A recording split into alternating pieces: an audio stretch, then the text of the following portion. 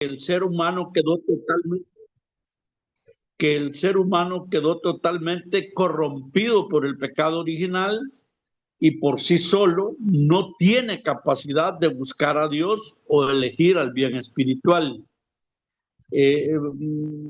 Esto sí, al leer uno este principio de depravación total, como que va un poco en contra de la creación, pero más adelante vamos a entender que no es así. También estaba la elección incondicional, es el segundo principio del calvinismo. Dios eligió desde antes de la creación salvar a ciertas personas, llamadas elegidos. Esta elección se basa enteramente en la voluntad de Dios y por gracia, no es mérito de buenas o malas acciones o actividades que realice la persona. Hay una expiación limitada. El sacrificio de Cristo en la cruz fue diseñado específicamente para pagar por los pecados de los elegidos y no por toda la humanidad. Lógicamente, en este punto hay alguna discusión porque la verdad es de que según hemos aprendido nosotros, Cristo murió por todo aquel que cree en él, ¿verdad? Entonces no puede haber en ningún momento una elección solo para las personas que crean en él, porque cualquier persona tiene acceso a la salvación. Pues. La gracia irresistible, cuando Dios decide salvar a una persona, el Espíritu Santo ejerce un poder que la mente y el corazón humano no pueden rechazar. Y esto se lleva inevitablemente por la fe. Miren, yo siempre he sostenido que el Espíritu Santo se gobierna solo y que uno no puede hacer lo que el Espíritu Santo no le permite a uno. Por eso, vaya, a poner un ejemplo, yo nunca he tenido una caída. No sé si alguien de ustedes ha caído dentro de la iglesia o fuera de la iglesia, no sé, pero yo nunca he tenido una caída. Pero eso no quiere decir que el Espíritu Santo no nos agarre a todos y nos pegue una sacudida dentro del templo a todos, pues tiene autoridad para eso. O sea, el Espíritu Santo siempre se va a manifestar eh, eh, cuando Él quiera, no somos nosotros. Podemos pedir y pedir y pedir el Espíritu Santo, si Él no quiere, no se manifiesta. Entonces, siempre vamos a conseguirlo a través de la oración y la fe. ¿No? Ahora, hay una perseverancia que debemos de tener para quienes Dios ha salvado, que estén eternamente seguros y no pueden perder su salvación, ya que Dios los mantendrá fiel hasta el final. Miren, yo tengo Amén. entendido, yo tengo entendido, Hola, hola hermano Alfredo. amén, buenas noches. Hola, Miren, yo buenas noches, tengo, estimado hermano. buenas noches, hermano. Solamente buenas noches para todos y muchas bendiciones. Solamente quería compartir con ustedes para pues darle fundamento bíblico a lo que el hermano nos está compartiendo, ¿verdad? Según el principio que él está compartiendo, ¿verdad? De Juan Calvino, que dice que solo unos cuantos o elegidos serán salvos, ¿verdad? Y eso pues nosotros encontramos en la palabra del Señor cuando dice que de tal manera amó Dios al mundo que envió a su Hijo unigénito para que todo aquel que en él cree no se pierda, mas tenga vida eterna. ¿Verdad? Ahí encontramos nosotros confirmado lo que el hermano nos está diciendo, ¿verdad? De que ese principio pues no tiene un fundamento bíblico, el de Juan Calvino, porque aquí encontramos al Señor diciendo, de tal manera amó Dios al mundo. O sea, y cuando hablamos de mundo entendemos que es todos. Y luego más adelante dice, para que todo aquel que crea. ¿Verdad? Queda claro entonces que el que crea en Dios, ese será salvo, el que crea en nuestro Señor Jesucristo, ¿verdad? Será salvo. Entonces, solamente para dar la base bíblica, hermano, de lo que usted nos está informando. Gracias por su Muy tiempo. bien. Eh, Calvino nació en Noyon, Francia.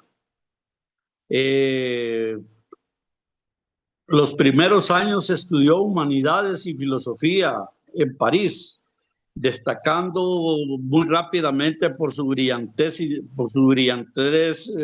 intelectual. Estudió Derecho por orden de su padre, estudió leyes y allí en la universidad aprendió latín, aprendió griego y se sumergió profundamente en el movimiento renacentista. Su mente jurídica, analítica y metódica fue la herramienta perfecta para la exposición ordenada y lógica de sus futuras doctrinas. Calvino vivió la conversión de manera simultánea a su vocación como reformador a través de un estudio profundo y humanista de la Biblia. Fue un proceso de alejamiento de la Iglesia Católica que culminó con lo que él mismo describió como una conversión repentina del corazón a la docilidad. Es decir, nada de corazón duro, hay que estar dispuesto y uno con toda la intención de hacer el cambio. Su ruptura definitiva con el catolicismo se hizo evidente en noviembre de 1533, cuando redactó un discurso a favor del rector de una universidad de París. Este acto de redactar ese discurso lo obligó a huir de Francia porque fue perseguido por el rey Francisco que había en ese momento. Tras su conversión, Calvino se refugió en Suiza, donde dedicó su vida a la sistematización de la teología evangélica. La obra, creo que una de las obras más importantes del Calvino se conoce como la Institución de la Religión Cristiana, un libro de instituciones. Yo recuerdo que ese libro lo vi en la biblioteca de la iglesia, publicado originalmente en 1536.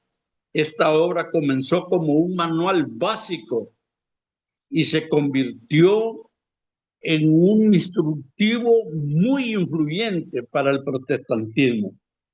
En Ginebra se estableció para liderar una reforma eclesiástica. Su visión buscaba unir la fe y la vida pública, estableciendo la educación pública que marcaría a Europa y Norteamérica. Miren, esto es increíble cuando uno estudia toda esta reforma, ve la forma de cómo la reforma protestante se fue expandiendo por toda Europa, ¿verdad? Y más adelantito vamos a ver algo sobre Escandinavia y todo eso. Su pensamiento enfatizó la soberanía absoluta de Dios y la predestinación. Eso lógicamente son unos pilares de la doctrina de la reforma según Calvino. En la obra de las instituciones desarrolla en una forma sistemática la doctrina de la reforma total y cómo promovió Calvino a través del texto el poder total de Dios y la pequeñez del hombre, perdido por el pecado. Hace mucho énfasis en el pecado original. Miren, yo cuando hablan de pecado original, todo el tiempo he tenido, no es que esté en contra, porque quién soy yo para oponerme, pero yo personalmente creo que nacer no es pecado. Tal vez la concepción puede ser pecado, pero no el nacimiento, porque si uno nace es porque Dios quiere, ¿verdad? Y entonces nunca he considerado el nacer como pecado original. No sé no sé realmente, sería objeto de otro momento, de otro estudio, hablar sobre el pecado original. No sé si el pecado original se refiere al nacimiento o no sé si el pecado original se refiere al de Adán y Eva a través de lo que ya conocemos todos nosotros. Creo que ese es el pecado original realmente. Desde que ese pecado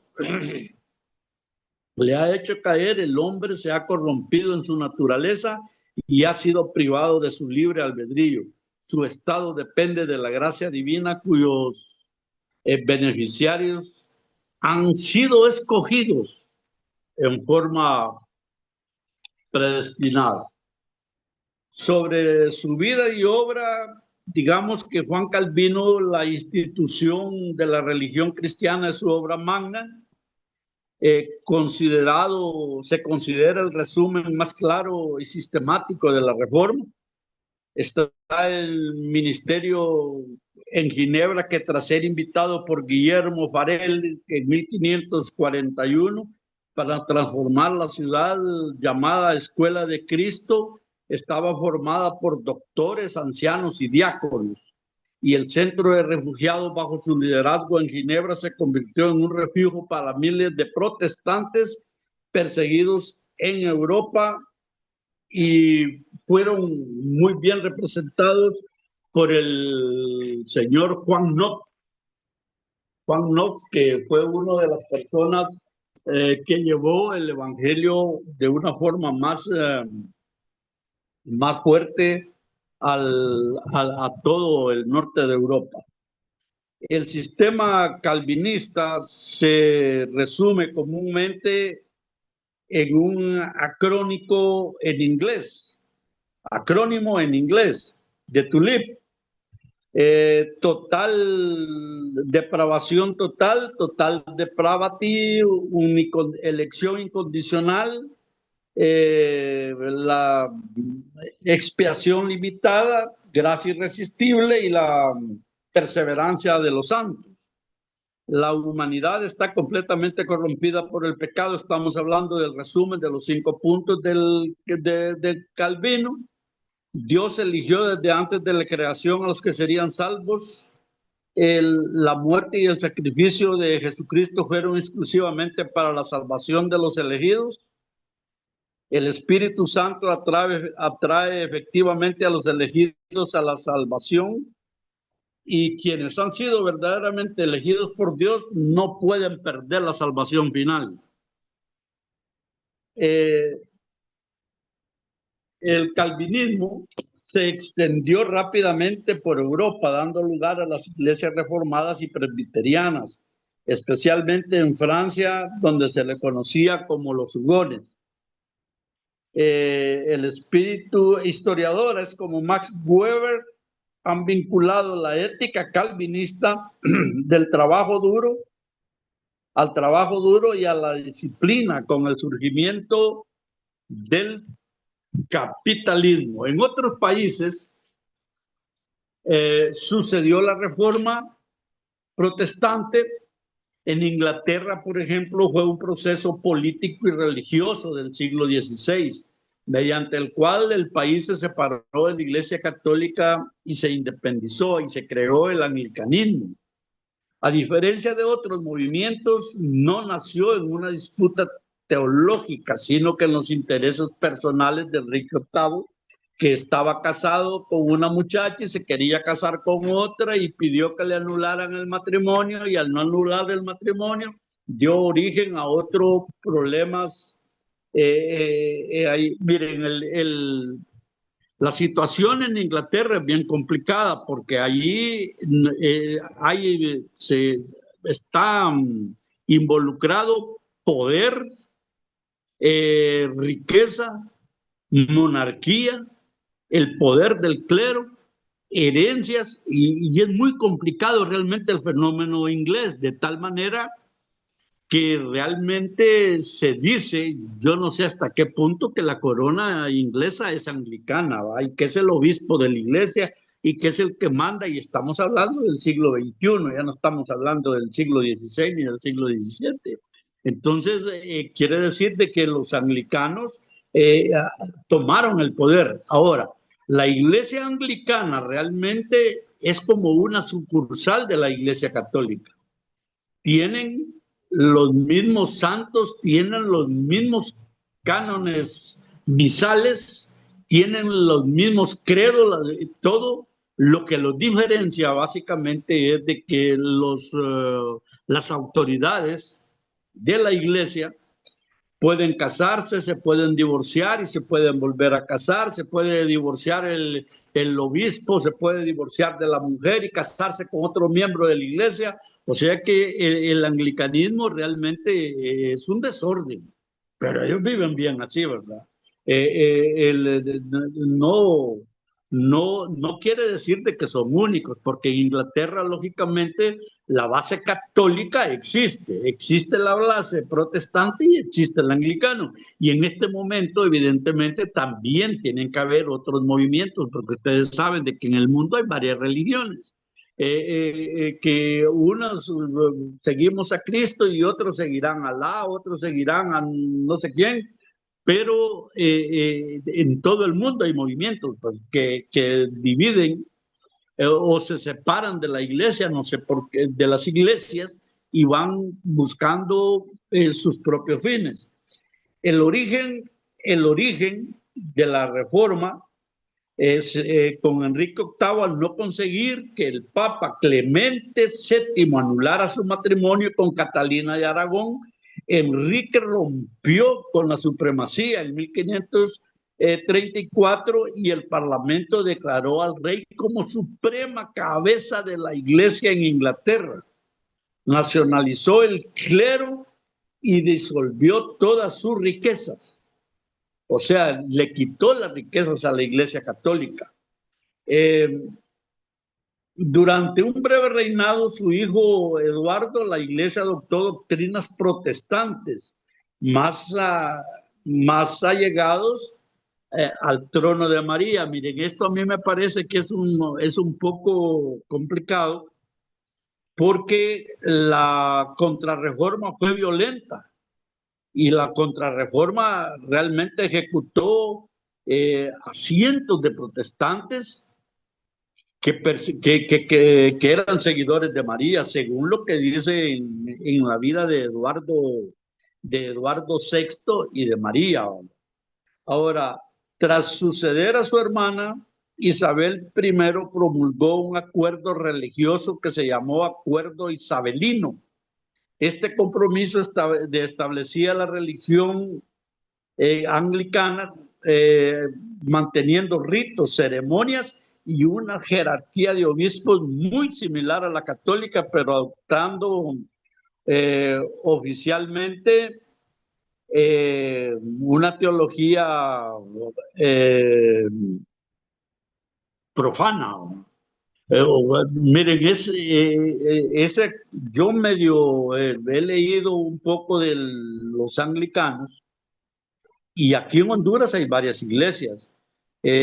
Aquí cerquita en la Florencia, yo sé que aquí está eh, Santa María de los Ángeles, como que se llama, una iglesia episcopal muy fuerte, bilingüe y todo muy grande. Y por esas cuestiones de oficio, me tocó hacerles un par de trabajos y me di cuenta que el comportamiento de ellos ni se parece ni a los mismos católicos ni a los mismos católicos se parecen, mucho menos, digamos, a los evangélicos, ¿verdad? Entonces, no sé, me imagino yo que dentro de Inglaterra debe de buscar uno cuál me conviene, ¿verdad? No le veo, si en la iglesia anglicana yo no le veo que realmente sea muy importante la figura de Cristo. Como que lo importante es el hombre, pues no es Dios. Y ni modo, habría que estudiarlo un poco más a profundidad, pero ese desorden administrativo que tienen ellos, donde yo entiendo que una persona enviude y se vuelva a casar, pero no los obispos y todas las autoridades de la iglesia anglicana se pueden divorciar y se pueden volver a casar. Y eso creo yo que desde el punto de vista teológico no lo veo muy correcto yo bueno, no, que la iglesia católica no acepta casar a alguien a alguien que no haya enviudado, que esté soltero completamente. Entiendo que en muchas iglesias es así también, pero la anglicana no. La anglicana puede casar la persona 2 o 3 veces si así es, la intención de cualquiera de las partes. Lógicamente, los factores claves de esto fueron los intereses monárquicos, la consolidación del poder absoluto y el deseo de asegurar una línea sucesoria legítima que motivaron el quiebre con el Vaticano. La independencia económica, el control absoluto sobre los territorios y bienes eclesiásticos para fortalecer la corona inglesa. Hasta actualmente nosotros sabemos de que la corona inglesa realmente es decorativa, es un gasto para la sociedad, la utilizan como explotación turística, pero no tiene mucha beligerancia, más bien pareciera de que hay una tendencia a que desaparezca o estar en contra de ella. Mucha población está en contra de ella por lo oneroso, porque los presupuestos de esas monarquías son increíblemente grandes. Y acuérdense que ellos tienen reyes, tienen virreyes, tienen princesas, príncipes, duques y no sé cuántas cosas más. Y mantener toda esa monarquía, pues ha de ser muy, pero muy caro. Sin embargo, el quitarle todos los bienes en ese momento, estamos hablando de 1535, 1545, por ahí, quitarle todos los bienes a la Iglesia Católica, volvió muy rica a la monarquía. En 1528 se inició la reforma en Escocia. Fue un proceso histórico en que Escocia rompió con el catolicismo y estableció el protestantismo calvinista gracias al liderazgo de John Knox y a la influencia de Juan Calvino desde Ginebra. El movimiento comenzó con la ejecución de un mártir protestante llamado Patrick Hamilton, que fue quemado en la hoguera por difundir la doctrina de Martín Lutero. Todavía allí no había llegado la doctrina calvinista, él hablaba de la doctrina de Martín Lutero. Los nobles escoceses formaron el grupo de los lores para desafiar a la Iglesia Católica y promover las predicaciones. Hablo de lores, de Lord, L-O-R-D, que es una figura de monarquía también, ¿va? El Parlamento escocés, tras el regreso de John Knox del exilio, el Parlamento aprobó la confesión y abolió la autoridad completa del Papa a través de la misa. La creación de la Iglesia en Escocia se fundó bajo un sistema presbiteriano y de teología reformada, calvinista, eliminando completamente el sistema católico. La expansión del protestantismo por toda Europa estuvo dividido en regiones. La expansión en Escandinavia se consolidó durante el siglo XVI a través de un proceso dirigido por los propios monarcas, que el protestantismo se convirtió en una religión oficial de los reinos nórdicos, permitiendo a las coronas unificar el poder político, fortalecer sus finanzas al secularizar los bienes de la Iglesia y adquirirlos. Unos ejemplos de lo que pasa el protestantismo está en Dinamarca y Noruega. El rey Cristian III impulsó la reforma en 1536 tras una guerra civil. El monarca se apoderó de las propiedades eclesiásticas y adoptó las confesiones como un elemento fundamental del luteranismo. Figuras como Hans Townsend, conocido como el Lutero de Dinamarca, fueron vitales para difundir las enseñanzas al testamento danés. Dado que Noruega estaba bajo el control de la corona danesa, el protestantismo se desarrolló de una forma simultánea en Dinamarca y en Noruega. Después siguieron Suecia y Finlandia, bajo el liderazgo del rey Gustavo Vasa. Suecia se separó de la Iglesia Católica para financiar el naciente Estado y frenar la influencia papal. Obtuvo control sobre los bienes de la Iglesia y el derecho a nombrar obispos. Muchos teólogos suecos estudiaron directamente en la universidad, lo que aseguró una rápida transición teológica. Como Finlandia formaba parte del reino sueco en ese periodo, adoptó la doctrina de Lutero como mesiánica.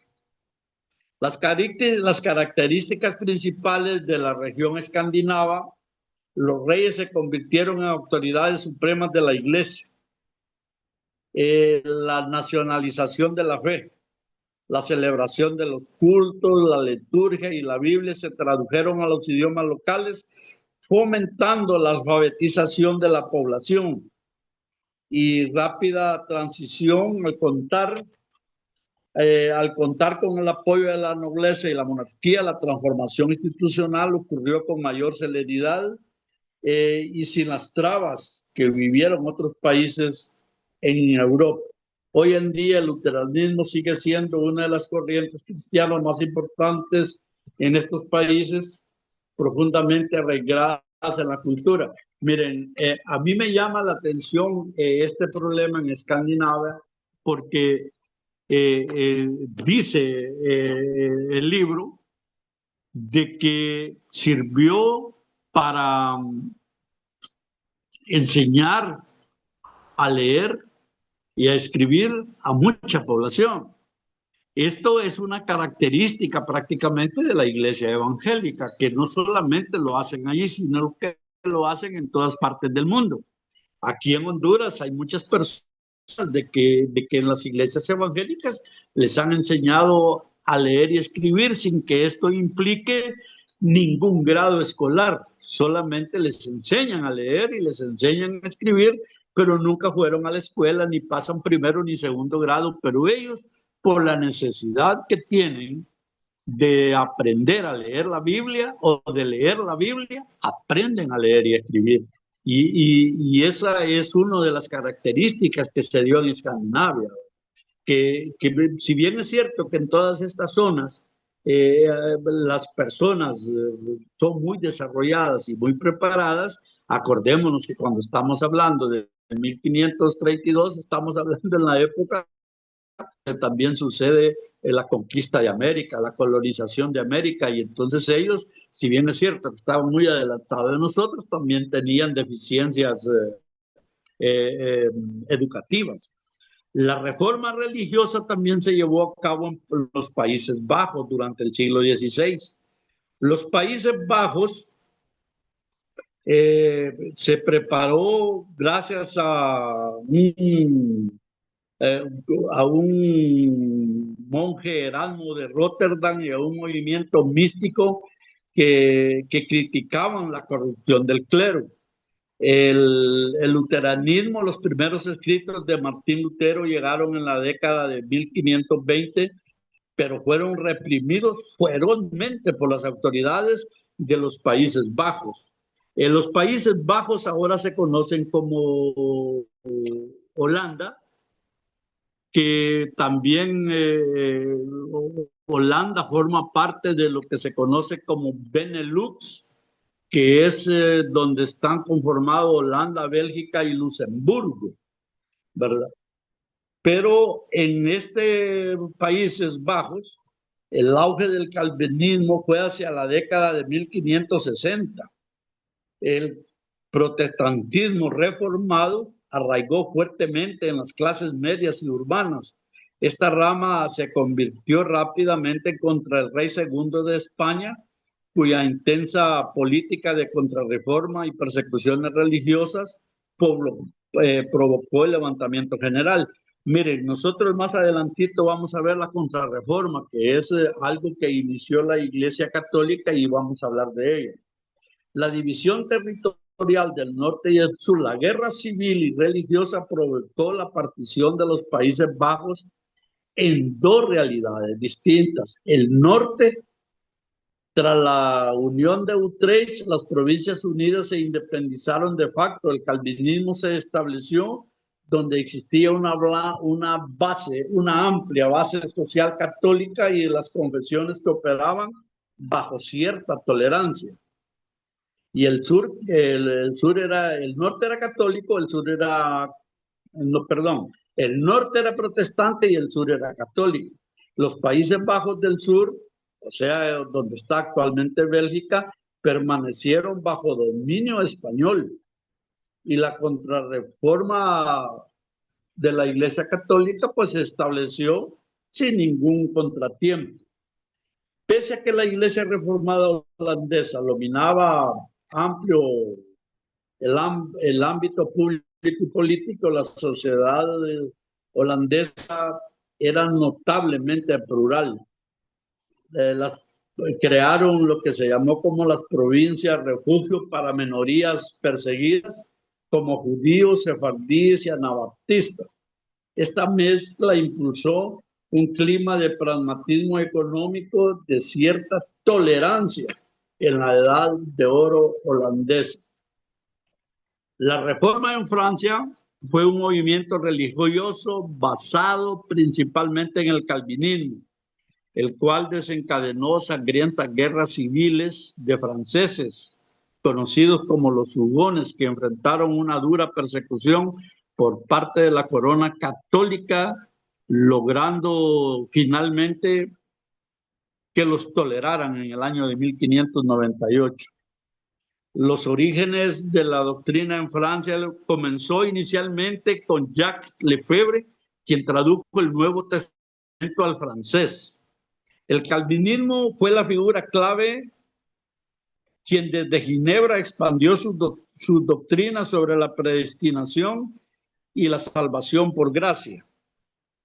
Los Hugones así se dominaron a los seguidores del calvinismo francés. Se convirtieron en una poderosa facción política, ganando gran influencia, particularmente en el sur de Francia. El crecimiento de los Hugones generó una profunda división territorial y política, derivando en guerras de religión en Francia.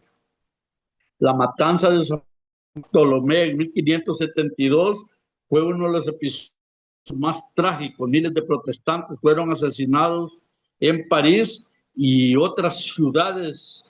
El rey era protestante, Enrique de Navarra, con Margarita de Valois. Enrique IV para pacificar el reino, Enrique de Navarra promulgó el documento que otorgó a los Hugones libertad de conciencia, derecho de culto en ciertas regiones y plazas fortificadas para su autodefensa. Ahora, el absolutismo durante el reinado de Luis XIII y Luis XIV, el poder de los Hugones fue visto como un obstáculo para el absolutismo monárquico. Es decir, miren, los reyes no tenían ningún control. El rey manda y hace y deshace a su real antojo, pero con los Hugones había muchas críticas hacia la monarquía. Luis XIV anuló el edicto de Nantes mediante el edicto de Fontainebleau, lo que prohibió al protestantismo en el territorio francés aproximadamente, y lo hizo en varios países como Inglaterra, Suiza, Alemania y algunas colonias americanas. El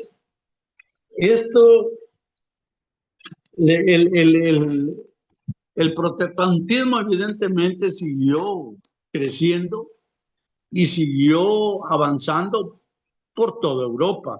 Miren, desde que nació con Martín Lutero y los que anunciaron la reforma, la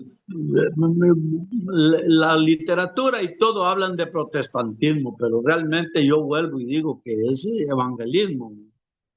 En mi opinión, pues no sé, cada quien ahí que lo ponga como quiera, pero yo lo considero, en vez de protestante, lo considero evangélico.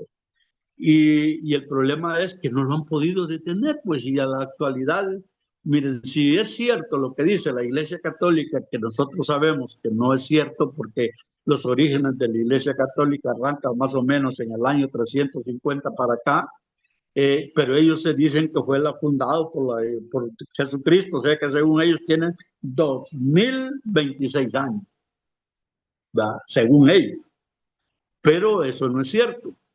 Pero de esa fecha a 1517, que empieza el movimiento de reforma, prácticamente ha crecido más el movimiento protestante que el movimiento católico, porque según entiendo yo, si bien es cierto que la población mayor del mundo es China y la India, actualmente la India está en primer lugar y China en segundo, pero en lo que es cristianismo entre católicos y protestantes, según tengo entendido, la diferencia es muy poca.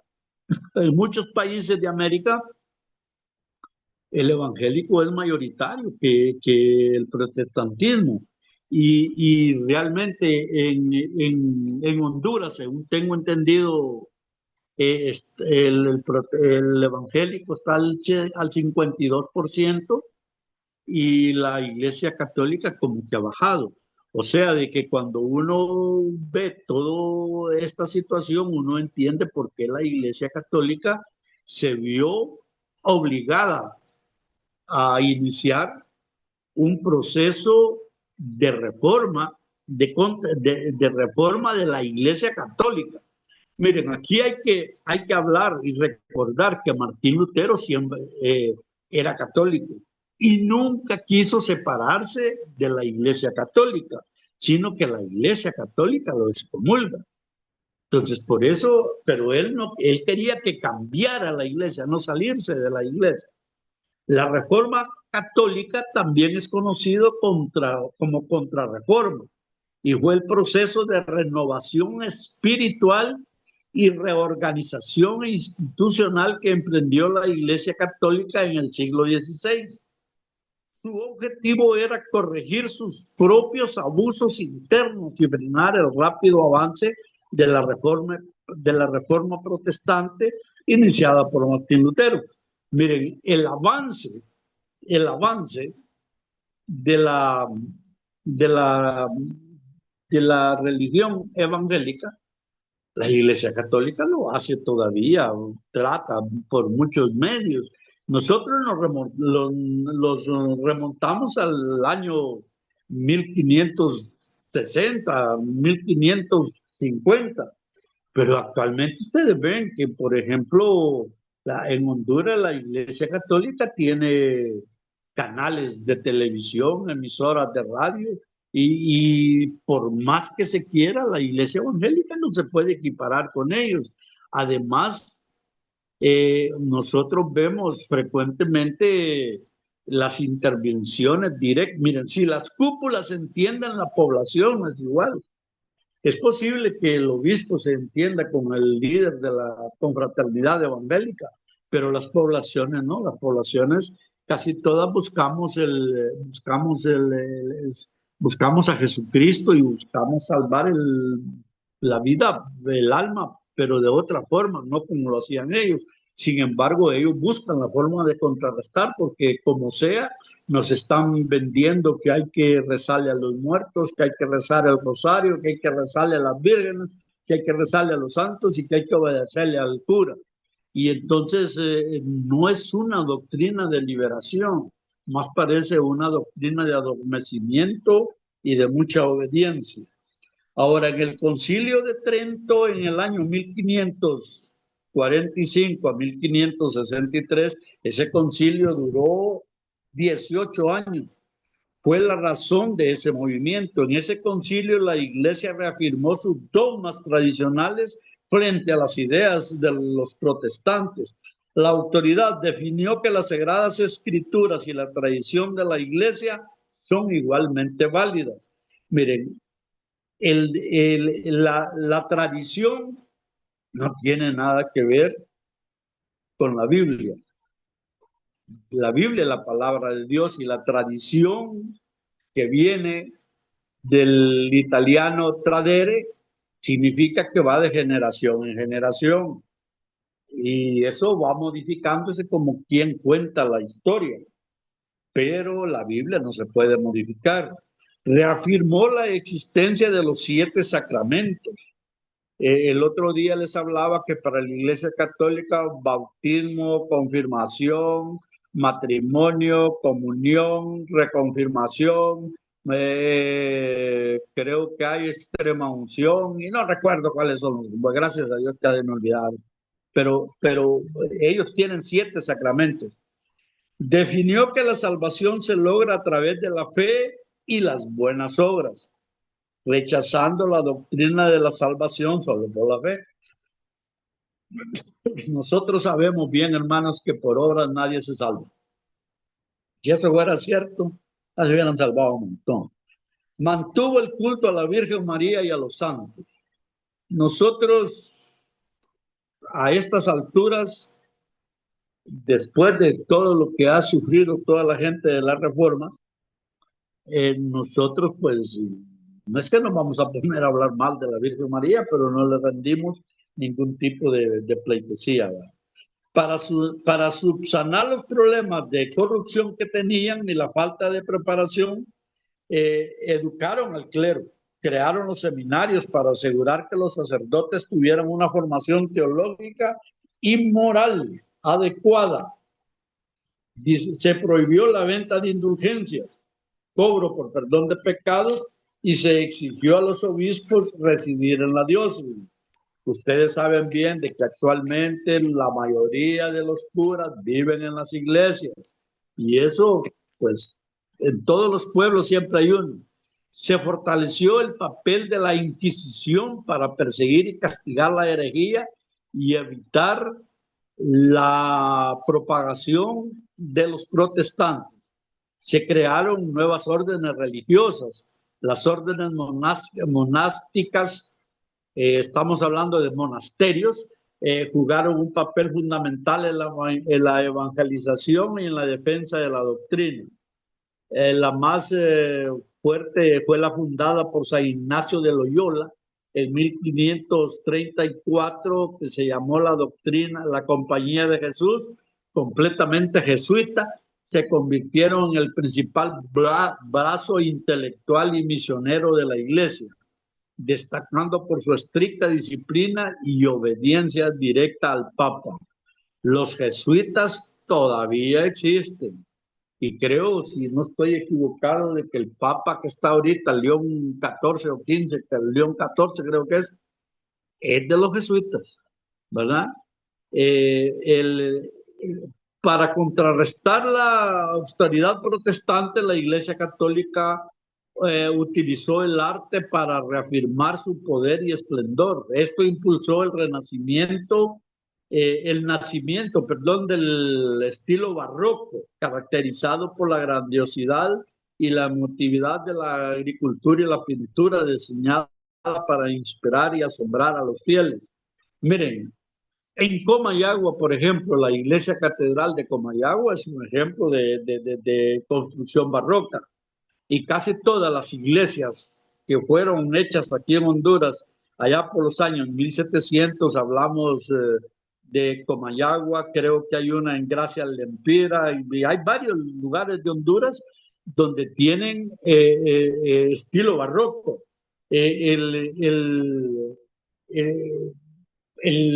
la sede del Papa en Roma, dicen, yo no conozco, pero dicen de que tiene unos monumentos que los pintó Leonardo da Vinci, y no sé qué cuántas, qué poderío el arte.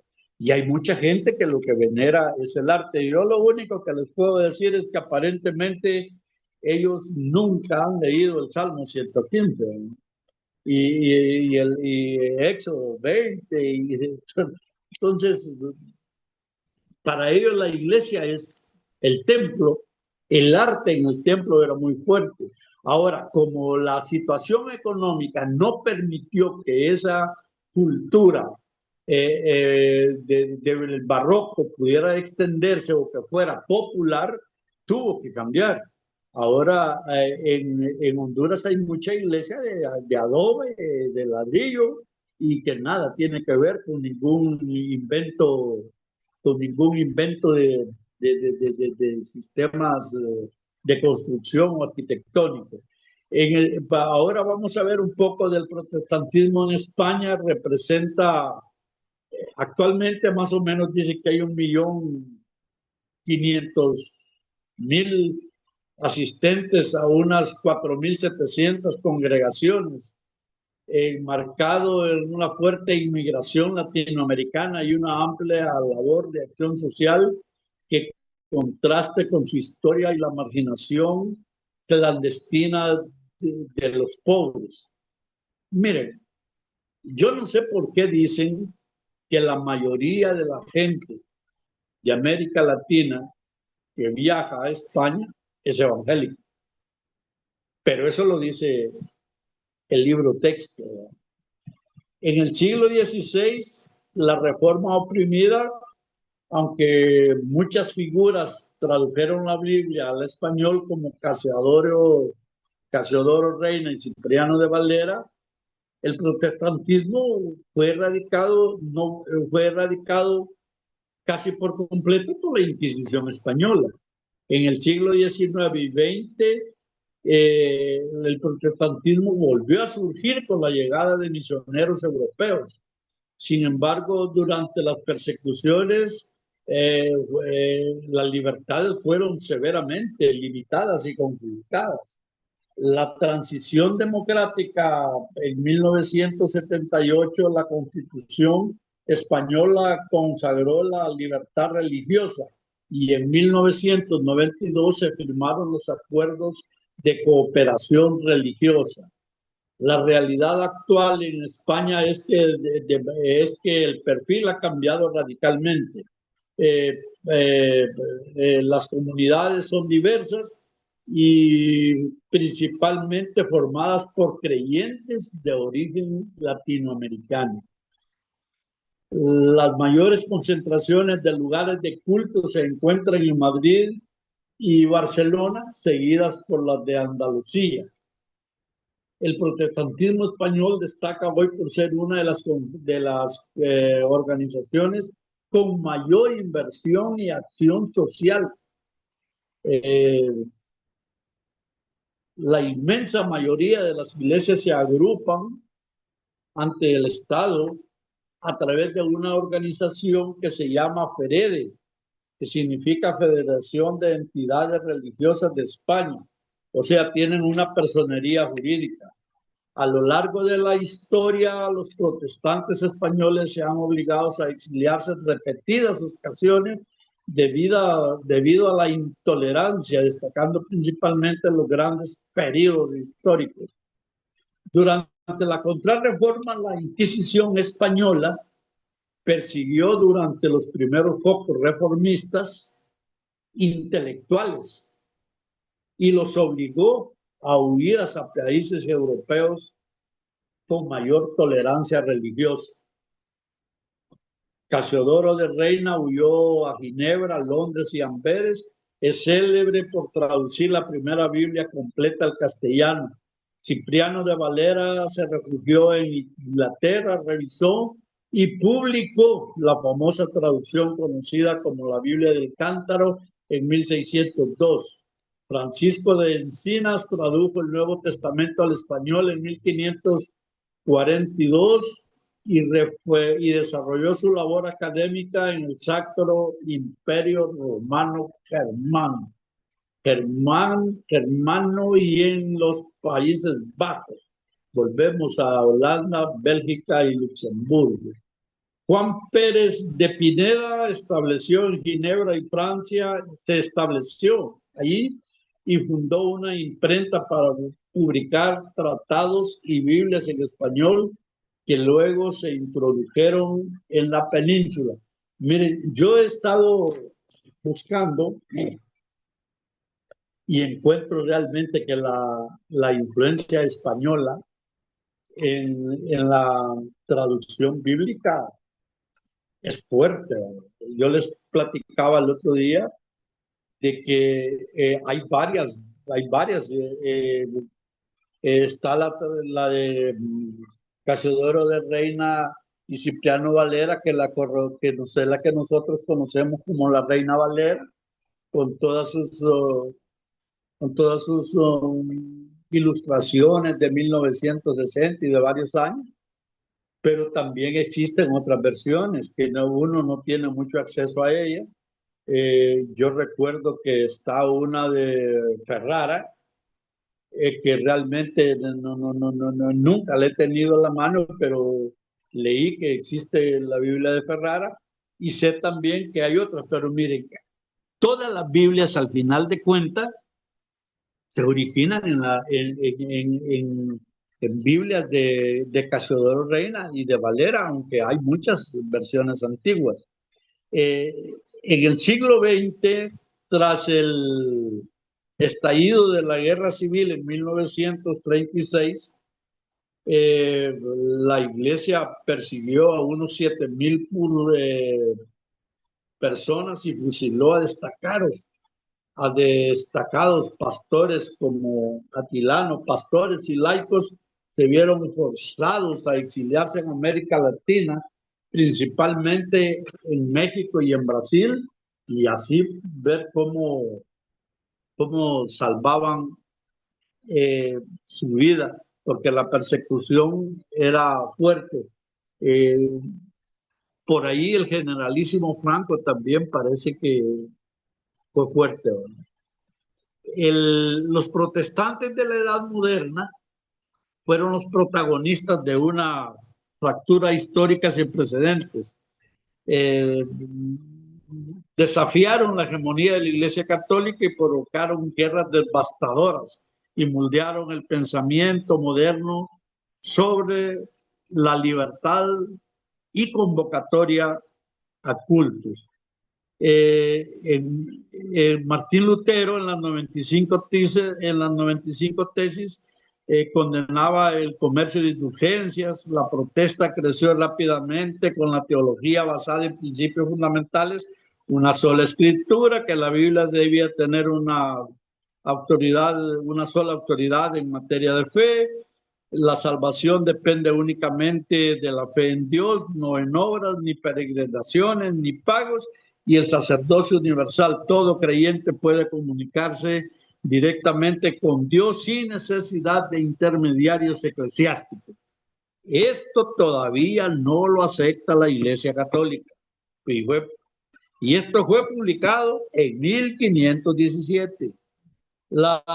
Se comenzó con una crítica a la corrupción institucional que transformó las distintas ramas: luteranismo, calvinismo, anglicanismo, ya hablamos sobre ellos, y la época de los conflictos fue con los tratados de Westfalia. Westfalia es una región alemana, y las diferencias ideológicas rápidamente se convirtieron en políticas, dividiendo el Sacro Imperio Romano Germánico y otras naciones europeas. La Contrarreforma Católica respondió convocando el Concilio de Trento, ya lo hablamos, reafirmando su doctrina para frenar el avance de los protestantes. Las guerras de la religión hubieron violencia extrema, como las brutales guerras civiles, sobre todo en países como Francia. El Tratado de Westfalia puso fin a las guerras religiosas, reconoció formalmente el protestantismo y estableció principios de que la religión era cuestión de sus propios estados, marcando el inicio de los estados nacionales modernos y la diplomacia secular. El impacto a largo plazo fue una época convulsa. El protestantismo sentó bases fundamentales para el mundo moderno: educación y alfabetización y un desarrollo político para el mundo. Eh, Creo yo que Hasta aquí estamos. Este momento, eh, para concluir, las claves de la Reforma Católica fue la reforma de las órdenes religiosas. Crearon monasterios y conventos forzando el retorno a las reglas originales sobre la pobreza y la oración. El papel de cardenal, el principal brazo ejecutor de la reina, el cardenal Cisneros, reformó a los franciscanos y al clero.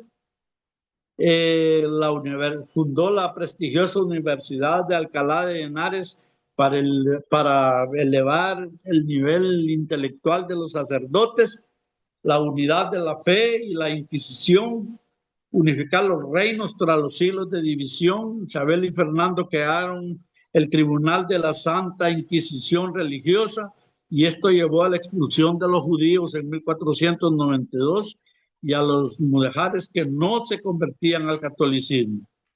Los reyes católicos obtuvieron del Papa el derecho de nombrar obispos en sus territorios, y esto les permitió colocar a parientes controlando la iglesia desde el Estado y evitando la interferencia de Roma. Si ustedes se dan cuenta de lo que hemos visto el día de hoy, la contrarreforma realmente, para mí lo más importante, pues fue evidentemente la creación de los monasterios, seminarios y la formación del clero. Ya a partir de esos momentos ya no podía ser el sacerdote, el hijo de Juan, el hijo de Pedro, que pagara por ser sacerdote. No sé realmente cómo los elegían antes, pero desde que crearon los seminarios, pues hubo profundo estudio básicamente de latín, religión, cuestiones de santos, pero no mucho la Biblia, ¿verdad? Porque la Biblia tiene una forma de interpretarla muy especial para ellos, de tal manera que cuando uno escucha muchas cosas, dice uno, ¿y qué parte está leyendo? ¿Verdad? Como tienen su propia Biblia, aunque ellos dicen que es la misma Reina Valera, ellos pregonan que es la misma Reina Valera que tenemos nosotros, pero como que la interpretan de distinta manera. Queridos hermanos, les ruego que me disculpen, pero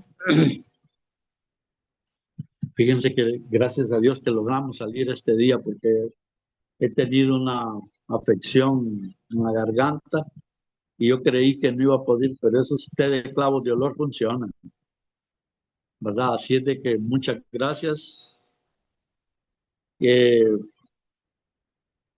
No sé si tienen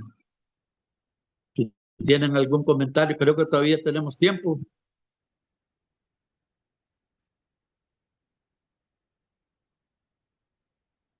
Si no hay, entonces nos despedimos. Amén. ¿Ven? Hermano Asael, despídanos con una oración. Amén, amén. Así rapidito, solo para dejar en claro esta parte, ¿verdad? Porque sí me llamó la atención, más que todo, cuando uno entra a profundidad, ¿verdad? En estos temas. Ponía yo aquí en mis notas, pues que claramente nosotros no somos calvinistas, ¿verdad? Sí, definitivamente veo yo desde una postura de estudio un poco más profunda, ¿verdad? Y conocer de manera más amplia todo lo que fue su trabajo, podemos entender que por ejemplo Lutero pues fue quien abrió esa grieta, ¿verdad? Dentro de la Iglesia Católica, y que luego Calvino fue prácticamente como quien dice quien terminó de construir el muro, ¿verdad? Para que hubiera una reforma, ¿verdad? Y que si bien, como decía ahí el texto, Calvino empieza a dar algunas de las enseñanzas de Lutero, después él mete sus propias enseñanzas, después él mete sus propias interpretaciones, ¿verdad? Y que eso hace que las ideas cambien en la gente. En Honduras, hermano, en Honduras nosotros tenemos una división entre la iglesia reformada, valga la redundancia, y lo que es la iglesia evangélica como la nuestra. Mire, lo que pasa es que yo he dejado para una clase posterior las diferencias puntuales entre Calvino y Martín Lutero. Sí. Porque hay diferencias, pero muy fuertes entre ellos mismos. ¿Verdad? Ahora, mire, aparentemente, por lo que estamos viendo, Martín Lutero como que es de los pentecostales, y Calvino de la reformada. Y si nosotros vemos, Calvino fue para Escocia, Ministerio Cristiano Filadelfia viene de ese lado. Pero hasta donde yo entiendo, nosotros no somos reformados, ni tampoco somos pentecostales. ¿Ve? Que ahí hay que preguntarle a mucha gente, ¿verdad? Para ver dónde nos ubicamos. La pregunta ya en algún momento ya le hicimos al pastor Elmer, ya hace sí. Pero solo para dejar clara la idea, ¿verdad? Dejaba bien en clara nuestra postura, ¿verdad? La pastora Flavia, en cuanto a nuestra postura bíblica, ¿verdad? Y el hecho de que, por ejemplo, como bien decía ella, ¿verdad? Y lo aclaraba ahí en Juan 3:16, que por supuesto no tendría sentido, ¿verdad? Si Calvino doctrinalmente tuviera razón, ¿verdad? Y solo hubieran unos escogidos y Jesucristo solo hubiera muerto única y exclusivamente por ellos, pues no tendría ningún sentido que el mismo Jesucristo nos hubiera mandado a predicar el Evangelio en Mateo 28, ¿verdad? Porque entonces ya no habría una necesidad de predicar el Evangelio si ya están escogidos. Pero claramente es necesario, ¿verdad? Porque la salvación es para todos, ¿verdad? No todos se van a salvar, en eso estamos claros, pero porque dice claramente ahí que va a ser en el que crea. Creo que ese es el fundamento, que no todos se van a salvar, pero es cierto, es bien contradictoria la posición de él. Sí. Porque Juan 3:16 es claro, ¿no? Sí, claro. Pero fíjense que cuando uno lee los libros de historia, porque hay varios, realmente la mayoría de los escritores de estos libros, no crea usted que se van mucho a citas bíblicas. Porque mire, el problema de la historia de la iglesia es que depende quién escriba. Depende quién escriba. Si usted se va a la historia de la iglesia católica, es completamente diferente a la historia nuestra. Y usted encuentra unas diferencias dentro de los mismos sacerdotes. Bueno, San Agustín de Aquino, como es Santo Tomás de Aquino, San Agustín, está este otro muchacho de Hipona, San Agustín de Hipona, creo que se llama el otro. O sea que todos son posiciones completamente diferentes. Y al final es bueno leer y agarrar la historia de la iglesia como únicamente, como para conocer el camino que han hecho muchas, que han realizado, todo el trabajo que han realizado muchas personas para que nosotros hoy podamos tener información, ¿verdad?, de todo lo que pase y que conozcamos la palabra de Dios. ¿Verdad? Así es. Amén. Bueno, para dejar clara la idea era eso, más que todo, y que pues veo yo que gran parte de la importancia del trabajo de Calvino fue eso, ¿verdad? Que ya él, pues, con su trabajo hizo que este movimiento pues se expandiera, ¿verdad? Y no solo se expandiera, sino que se organizara, que se sistematizara, ¿verdad? Y que lo que él hizo, que fuera replicable después en otros lugares y que pues gracias a ello es que hoy por hoy pues podemos ser una iglesia más organizada, como iglesia reformada, bueno, protestantes, evangélica. Como Calvino huyó Calvino tuvo que salir a emigrar, entonces Calvino tuvo que predicar y tenía sus seguidores, y por eso hablamos de España, de Países Bajos, hablamos de los nórdicos, porque todo eso fue el campo donde él vivió, ¿verdad? Él huyó ahí, ¿verdad? Y después regresó. Entonces, de Martín Lutero no se habla de mucho viaje, ¿verdad? Sí, sí. Sí, sí. Y ahí por ahí tenemos esa situación. Yo creo que estamos bien ahí, hermano. Bueno, bueno, creo que nadie más tenía algún otro comentario, no sé si alguien más. Si no, pues para orar y terminar por hoy. Bueno, vamos a orar, vamos a darle gracias al Señor, Padre. Te damos gracias, oh Dios, por esta noche nuevamente, porque nos has conducido, Señor, porque tu Espíritu Santo es el que nos prepara. Tu Espíritu Santo es el que habla a nuestros corazones, Señor, y te pedimos por favor que de todo lo que nosotros hablemos aquí, que nada sea fuera de tu voluntad, Padre, que nada sea contrario a lo que tú quieres que nosotros aprendamos a través de tu palabra, Señor. En el nombre poderoso de Jesús, te pedimos, oh Dios, que nos sigas permitiendo y ayudando a tener estos tiempos, estos espacios de aprendizaje, Padre, para poderte servir mejor. Te agradecemos por la vida del hermano Alfredo, te agradecemos por la vida de nuestros pastores, de todos nuestros hermanos, de nuestra congregación, de nuestra iglesia, Señor. Te damos gracias por eso. Te bendecimos, te glorificamos, Señor, y te amamos. Y queremos pedirte, oh Dios, que todo lo que hagamos sea siempre para tu honra y para tu gloria, que lo que aquí se habla, Señor, sea conforme a tu voluntad, que quede en nuestros corazones y que nosotros podamos utilizarlo después para poder ser mejores siervos tuyos, siervos dirigentes, en el nombre poderoso de Jesús. Te damos gracias, bendice a cada una de las familias aquí representadas esta noche. Guárdanos, Señor, cuídanos. Depositamos todo lo que somos en tus manos, Señor. En el nombre poderoso de Cristo Jesús, te amamos, te bendecimos y te glorificamos. Amén y amén. Amén. Amén. Gracias, hermano. Buenas noches. Amén. Buenas noches, hermanos. Dios les bendiga. Bendiciones, hermano. Bendiciones, hermano.